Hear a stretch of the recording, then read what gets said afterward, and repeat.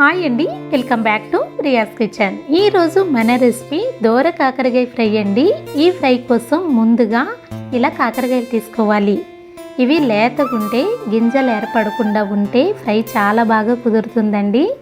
ఈ ఫ్రై కోసం ముందుగా స్టవ్ ఆన్ చేసుకుని ఒక ప్యాన్ పెట్టుకుని 3 ఎండుమిరపకాయలు, కొంచెం ఎండు కొబ్బరి, కొన్ని నువ్వులు యాడ్ చేసుకుని దోరగా ఫ్రై చేసుకుని పక్కన పెట్టుకోవాలి.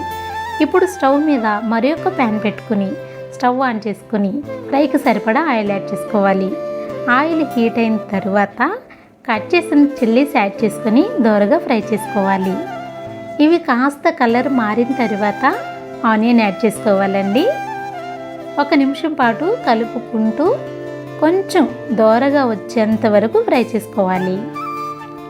ఇలా కలర్ మారిన తర్వాత ఒక రెమ్మ కరివేపాకు యాడ్ చేసుకుని ఒక్కసారి ఫ్రై చేసుకోవాలండి. ఇవన్నీ ఫ్రై అయిన తర్వాత కట్ చేసిన కాకరకాయ ముక్కలన్నీ యాడ్ చేసుకోవాలి. కాకరకాయ ముక్కలు చూసారా ఎంత లేతగా ఉన్నాయో. మనం తీసుకున్నప్పుడే ఇలా తీసుకుంటే ఫ్రై చాలా బాగా కుదురుతుందండి. ఒక్కసారి బాగా కలుపుకొని మూత పెట్టేసి 10 నిమిషాలు కుక్ చేసుకోవాలి. 10 నిమిషాల తర్వాత ఒక్కసారి బాగా కలుపుకోవాలండి. ఇలా ఫ్రై చేసుకున్న తర్వాత ఇప్పుడు అల్లం వెల్లుల్లి పేస్ట్ యాడ్ చేసుకోవాలి. ముందే అల్లం వెల్లుల్లి పేస్ట్ యాడ్ చేసి ఫ్రై చేసుకునే దానికంటే ఇప్పుడు యాడ్ చేసుకోవడం వల్ల ఫ్రై చాలా రుచిగా వస్తుంది. ఒకసారి బాగా కలుపుకొని మూత పెట్టేసి మరొక 5 నిమిషాలు కుక్ చేసుకోవాలి. 5 నిమిషాల తర్వాత ఒకసారి బాగా కలుపుకొని రుచికి సరిపడా సాల్ట్ యాడ్ చేసుకోవాలి.